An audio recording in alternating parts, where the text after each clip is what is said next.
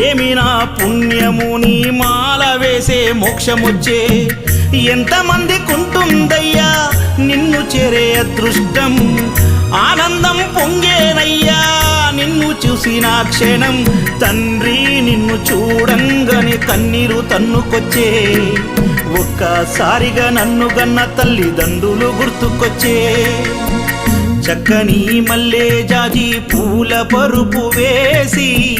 బంగారు ఊయల గట్టి ఊయలూపనా